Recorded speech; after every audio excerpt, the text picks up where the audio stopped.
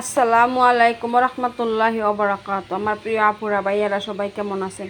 আশা করি আল্লাহ তাআলার অশেষ রহমতে ভালো আছেন। আলহামদুলিল্লাহ, আমরাও পরিবারের সবাইকে নিয়ে অনেক ভালো আছি। তো বেশ কয়েকদিন বৃষ্টি থাকার পর আজকে রোদ উঠছে, ভালোই অনেক রোদ উঠছে।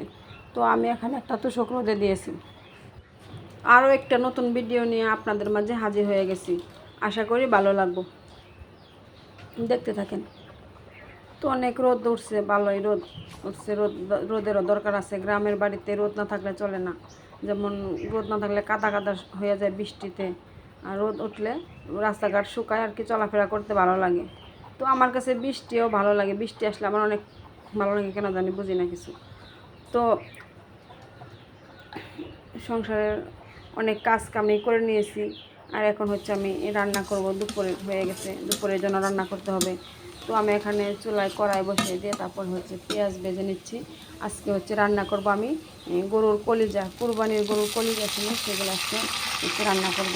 তো আমি এখন পেঁয়াজ ভাজা হয়ে গেলে দুটো তেজপাতা দিয়ে দিছি। আর এখন দিয়ে দেব হচ্ছে আদা রসুন বাটা। আদা রসুন বাটাটা আমি ভালো করে তেলের মধ্যে আর কি ভেজে নেব। ভেজে তারপরে অল্প করে পানি দিয়ে দেব। আদা রসুনটা ভালো করে তেলের মধ্যে ভেজে নিলে হয় কি, কাঁচা ঘ্রাণটা চলে যায়, সুন্দর একটা ঘ্রাণ আসে তেলে ভাজার পর। সেই জন্য আমি সবসময় আদা রসুনটা তেলের মধ্যে এভাবে ভেজে তারপরে হচ্ছে তরকারি রান্না করি। তো এখন আমি অল্প করে পানি দিয়ে তারপরে হচ্ছে মশলা দিয়ে দেবো সব। তো একটা সময় ছিল আমি রান্না বান্না করতে পারতাম না আর কি। যখন ছোটোবেলা আমার বিয়ে হয়েছে, 14 বছরের কালে নতুন ছিলাম, তখন কোনো কাজ কামও করতে পারতাম না, রান্না করতে পারতাম না। অনেক কথা শুনতে হতো পরিবারের লোকজনের কাছ থেকে।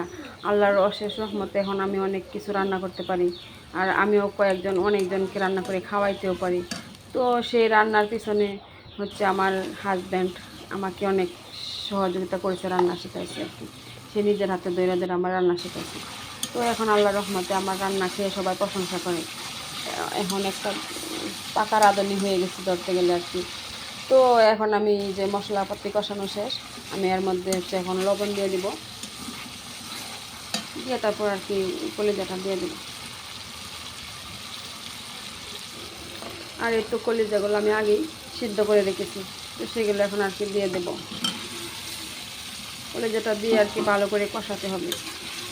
তরকারি মশলা এবং মাংস তরকারি হোক আর যাই হোক, যত কষানো যাবো তত আর কি তরকারির স্বাদটা বাইরে যায়। ভালো করে মশলা কষানো হলে তরকারির ঘ্রাণটা অন্যরকম হয় আর কি। তো আমি আর কি ভালো করে কষে তারপরে যে কলিজাগুলো দিয়ে দিয়েছি। কলিজাটাও এখন আর কি অনেকক্ষণ কষিয়ে নেব। আর মানুষ পারে না এমন কোনো কাজ তো নাই, তাই না? আমিও তো আগে অনেক কাজই পারতাম না, এখন তো আল্লাহর রহমতে চোখে দেখা দেখা অনেক কিছু শিখে ফেলেছি। আসলে বলে কি না, যে ইচ্ছা থাকলে উপায় হয়। তো আমি অনেক কিছু শিখতে পারছি, অনেক কিছু জানতে পারছি। আর এখন আর কোনো সমস্যা না আর কি কোনো কাজে।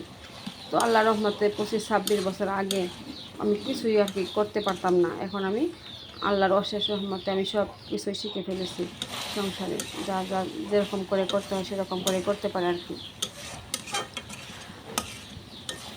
আর আমি কলিজার মধ্যে আলু কেটে দিয়েছি।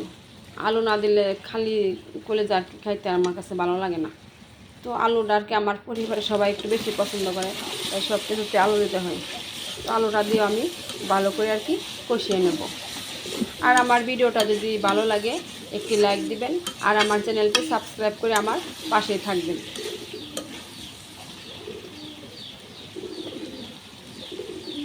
তো কষানো হয়ে গেছে, আমি পরিমাণ মতো এখন ঝোল দিয়ে দেব। ঝোল দিয়ে তারপর হচ্ছে রান্না করে নেব।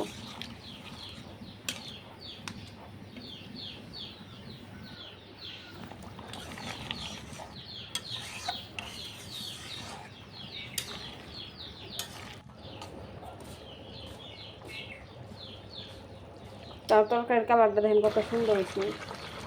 আর এখন হচ্ছে আমি দিয়ে দিচ্ছি গরম মশলার গুঁড়া। গরম মশলার গুঁড়োটা দিলে তরকারির স্যানটা খুব সুন্দর আসে। আর আনাম মশলা দিলে আমার ছেলে খাইতেছে না, আমার সাথে খালি চিল্লা পাল্লা করে, হ্যাঁ তুমি এগুলা বাইকে দিতে পারো না, বাইরে দিতে পারো না। তো তাই আমি এগুলা সব কিছু ভেজে তারপরে হচ্ছে আমি আর কি গুঁড়া করে তারপরে তরকারিতে দিয়ে দিই। এই দেখেন আমার তরকারি রান্না হয়ে গেছে। কালারটা কত সুন্দর হয়েছে, আর খাইতেও কিন্তু মাশাআল্লাহ অনেক ভালো লাগছিল খাইতে।